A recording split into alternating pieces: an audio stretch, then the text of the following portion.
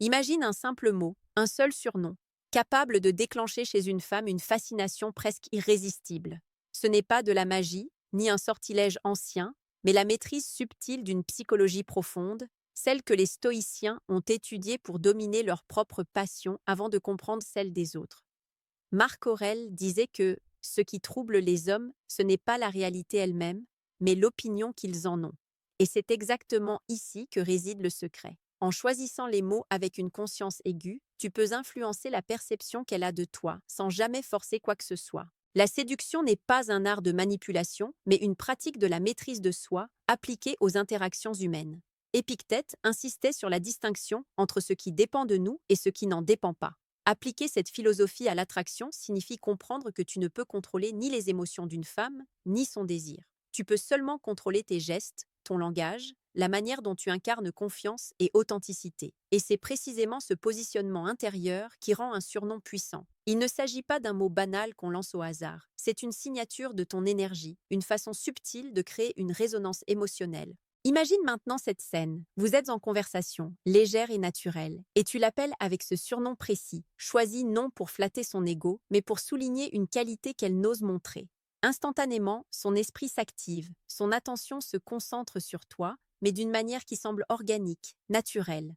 Sénèque disait « Ce n'est pas que nous manquons de temps, mais que nous en perdons beaucoup. » Ici, chaque mot, chaque syllabe, devient une opportunité de capturer ce temps précieux, d'orienter l'interaction sans effort apparent en créant une intimité subtile et respectueuse. Cette subtilité repose sur trois principes stoïciens fondamentaux appliqués à la communication. D'abord, la maîtrise des émotions, afin que chaque mot que tu prononces émane de sérénité et non de désir impulsif. Ensuite, la présence complète à l'instant, comme le conseille Marc Aurèle, pour percevoir ce qui compte réellement dans la conversation et ne pas se laisser distraire par des pensées secondaires. Enfin, l'authenticité inébranlable. Être toi-même, avec ta force intérieure, plutôt que de t'inventer un rôle ou un personnage. C'est cette constance qui rend un surnom quand il est utilisé avec intention, capable de laisser une trace durable. Souvent, les hommes cherchent des formules toutes faites, des mots magiques, mais la vraie puissance ne réside pas dans le mot lui-même, mais dans la manière dont il est intégré à un cadre émotionnel et comportemental solide. Le surnom agit comme un reflet. Il renvoie à la femme ce qu'elle ressent inconsciemment, ce qu'elle aspire à incarner ou ce qu'elle admire. Et quand cela est fait dans le respect de sa liberté et de son espace, le résultat est fascinant. Un attachement qui n'est pas imposé mais attiré naturellement. Avant de continuer, un petit rappel. Si tu trouves cette approche intéressante, pense à t'abonner. La régularité dans l'apprentissage stoïcien et dans la compréhension des dynamiques humaines est ce qui transforme la théorie en pratique efficace. C'est ce fil conducteur qui va nous guider dans la prochaine étape. Comment choisir le surnom exact, comment le synchroniser avec la psychologie féminine et comment l'utiliser pour créer une connexion profonde tout en restant maître de soi. Choisir le bon surnom n'est pas un acte impulsif, c'est une démarche consciente, presque philosophique. Chaque mot a un poids, chaque son une vibration qui influence l'esprit. Comme Sénèque le disait, la nature nous a donné une langue pour que nous nous rapprochions de la vérité et non pour que nous nous perdions dans les illusions. Ici, la vérité n'est pas une révélation spectaculaire, mais la perception exacte de ce que tu inspires quand tu es pleinement toi-même. Un surnom bien choisi ne flatte pas superficiellement. Il fait écho à une émotion profonde, à une qualité que tu observes et valorises sans jamais forcer. Pour illustrer cela, imagine un homme qui observe attentivement et patiemment, sans précipitation. Il remarque qu'elle sourit plus lorsqu'elle parle de ses passions, ou qu'elle se détend lorsqu'il adopte un ton calme et posé. Il choisit alors un mot unique, qui n'est pas utilisé par tous, mais qui capte cette essence. Quand il l'emploie, ce n'est pas pour susciter un rire ou un compliment, mais pour signaler silencieusement « Je te vois vraiment, je comprends qui tu es ». Cette profondeur de perception est exactement ce que les stoïciens appellent vivre conformément à la raison. Agir avec justesse et conscience dans chaque interaction. Mais attention, la force d'un surnom ne réside pas seulement dans le mot lui-même. Elle réside dans la constance et la maîtrise avec laquelle tu l'utilises. Si tu l'emploies dans la confusion, dans l'excès ou pour chercher immédiatement un résultat, il perd son pouvoir. Épictète nous rappelle que ce n'est pas ce qui arrive, mais comment nous réagissons qui fait la différence. Ainsi, ton surnom devient un outil de constance émotionnelle. Il reflète ta stabilité intérieure, ta capacité à rester maître de toi, et paradoxalement, c'est cette maîtrise qui attire et crée un intérêt durable. Dans la pratique quotidienne, cela signifie observer attentivement, parler avec intention et agir avec patience. Tu ne cherches pas à provoquer un effet immédiat, mais à tisser un fil invisible entre toi et elle. Un fil qui porte ton énergie calme et affirmée. La séduction stoïque ne cherche pas l'éblouissement, elle cultive la gravité tranquille, le charme de l'assurance qui ne se montre pas, mais se ressent.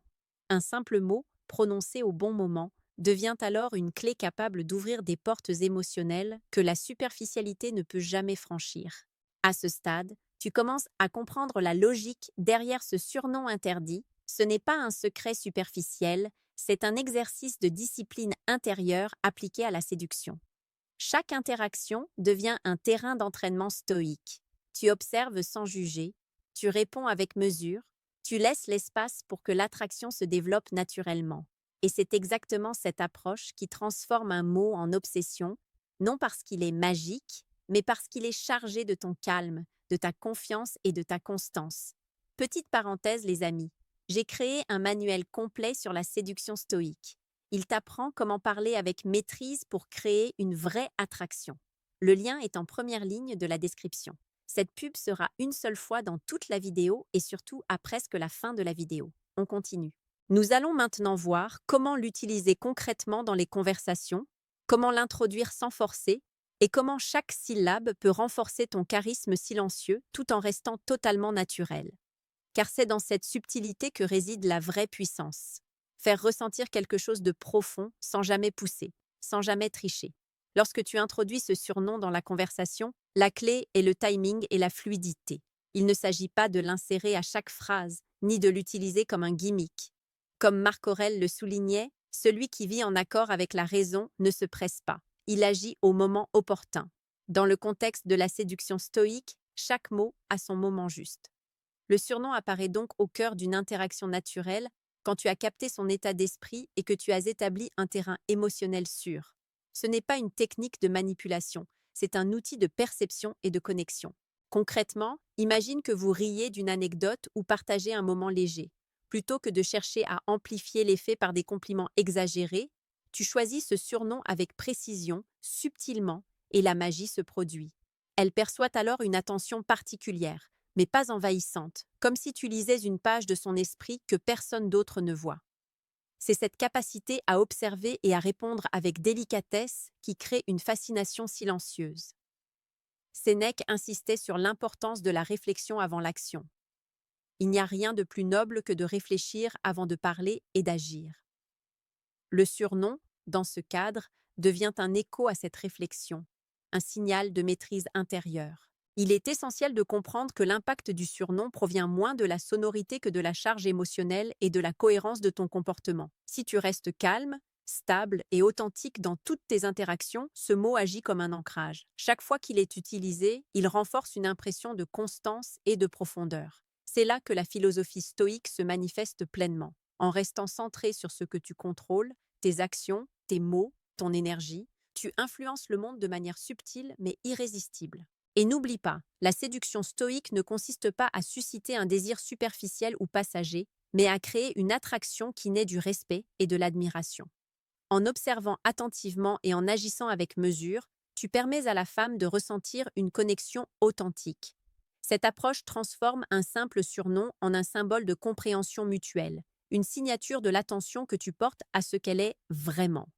Et lorsque cette attention est ressentie sans jamais être imposée, elle devient fascinante, presque obsédante, parce qu'elle touche à quelque chose de profond que la plupart des hommes ignorent. Le processus est progressif. Tu introduis le surnom, tu observes ses réactions, tu ajustes ton approche sans précipitation, toujours avec sérénité et constance. C'est exactement ce que Sénèque voulait dire quand il parlait de la vertu appliquée. Agir correctement dans chaque situation, avec discernement, patience et justesse. Et c'est cette même constance qui transforme une interaction banale en un moment mémorable, où elle ressent que tu es différent, non pas par tes efforts, mais par ton équilibre intérieur. Maintenant, Nous allons explorer comment renforcer cette fascination par la communication non verbale et le rythme des échanges, car le surnom n'est qu'une partie de l'équation. La vraie maîtrise réside dans la synchronisation entre les mots, l'attitude et le calme stoïque qui se dégage de toi. C'est dans cette harmonie que l'effet devient durable et subtil, et que la connexion devient presque magnétique, sans jamais franchir de limites ni paraître forcée. La communication non verbale est souvent plus puissante que n'importe quel mot. Lorsque tu prononces ce surnom, ton ton, ton regard, ta posture et même la cadence de ta respiration influencent profondément la perception qu'elle a de toi. Épictète enseignait que ce que nous sommes intérieurement se reflète toujours à l'extérieur. Ainsi, si tu es calme, maître de toi et attentif, ce mot devient une passerelle vers son subconscient, un signal que tu incarnes une énergie stable et authentique. Même un sourire subtil, un contact visuel bref mais intense, ou un léger changement d'intonation peut renforcer l'effet du surnom. Mais la subtilité reste la clé. Trop d'insistance ou une prononciation répétitive risque de transformer ce qui est fascinant en banal. La maîtrise stoïque consiste à doser chaque action, à agir avec intention et à laisser l'espace nécessaire pour que l'impact se fasse sentir. Marc Aurèle disait « La perfection de l'âme consiste à ne jamais être troublée par les choses extérieures. » Appliqué ici, cela signifie que tu ne cherches pas à provoquer un effet immédiat, mais à installer un état de curiosité et d'intérêt profond à travers la constance de ton comportement et la précision de tes mots. Un autre aspect crucial est le rythme des échanges. Une conversation bien menée alterne fluidité et silence, mots justes et écoute attentive. Le surnom intervient comme un point d'ancrage dans ce rythme, un fil qui relie deux consciences sans jamais forcer le lien. Sénèque insistait sur l'importance du temps. La vie est assez longue et il y a assez de temps pour accomplir les choses les plus importantes, si on sait l'utiliser correctement. Ici, chaque mot et chaque pause deviennent un investissement conscient dans l'attention qu'elle te porte, un témoignage de ta maîtrise de soi et de ta patience. Il est également important de rappeler que cette approche ne consiste pas à manipuler ou à créer de la dépendance. La fascination qui naît du surnom est le résultat de ton alignement intérieur. Ton calme, ton authenticité et ta constance sont ressentis de manière profonde, et c'est cette intégrité qui rend le mot si puissant. Une fascination durable n'est jamais imposée. Elle est attirée par la clarté et la force tranquille que tu incarnes. Avant de passer au dernier bloc, souviens-toi que la séduction stoïque est un art subtil mais exigeant. Elle demande observation, patience et maîtrise des émotions. Chaque interaction devient un exercice de discipline intérieure, et le surnom, lorsqu'il est choisi et utilisé correctement, devient une expression naturelle de cette maîtrise. La prochaine étape abordera la conclusion de cette approche. Comment transformer ce lien subtil en un impact mémorable et durable, tout en préservant ton intégrité et ton équilibre intérieur. Une fois que le surnom est intégré avec finesse, l'effet n'est pas immédiat ni superficiel.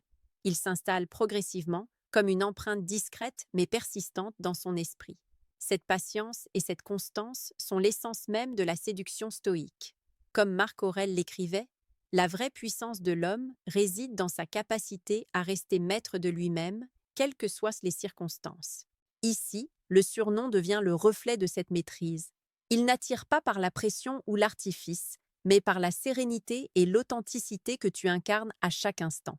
Il est essentiel de se rappeler que cette approche fonctionne parce qu'elle est alignée avec les principes stoïciens. Tu n'agis pas pour manipuler, ni pour obtenir un résultat immédiat, mais pour créer une résonance naturelle.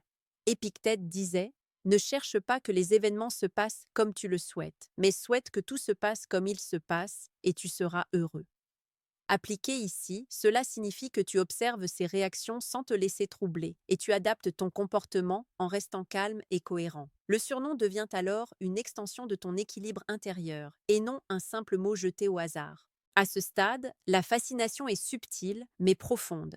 Elle naît de la constance de ton énergie, de la précision de tes gestes et de la manière dont chaque mot est choisi et utilisé. C'est là que l'attention stoïque prend tout son sens.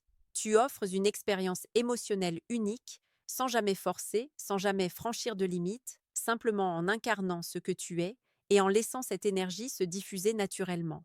Sénèque nous rappelle que la grandeur d'un homme se mesure à la maîtrise qu'il a de ses désirs.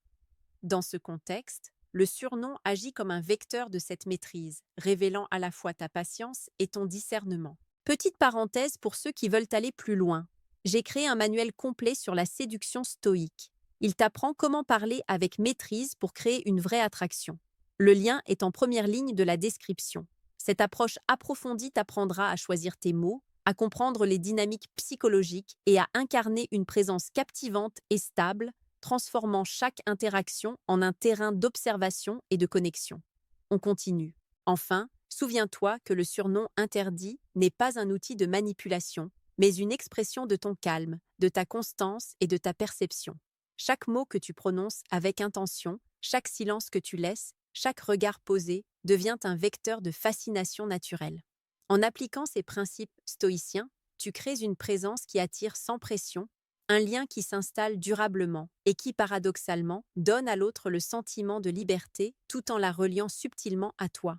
C'est là la puissance du surnom interdit. Il ne force jamais, il révèle. Et dans ce dévoilement subtil, naît une fascination profonde et authentique.